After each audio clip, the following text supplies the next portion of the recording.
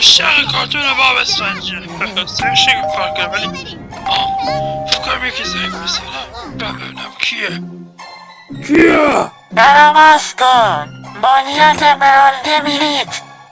بذار چک کنم متاسفم امرالدی ندارم برم کاره خودم رو برسم دیگه هیچ میخوری کامی توجه نمیشه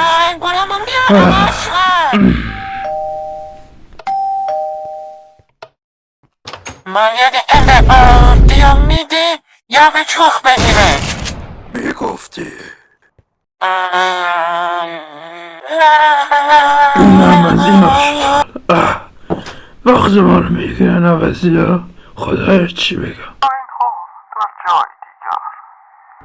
خبر ما بر ویجه شما 21 دارم. میتونی رد شی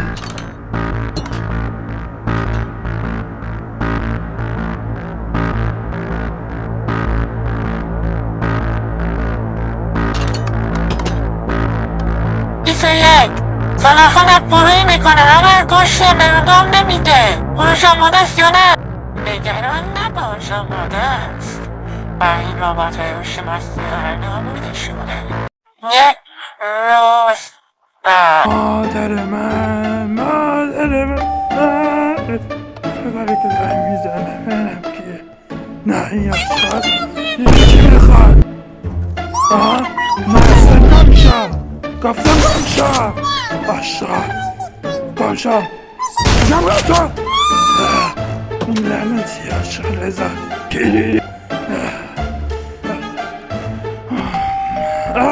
دوباره زنگ میگم آشغال. سلام.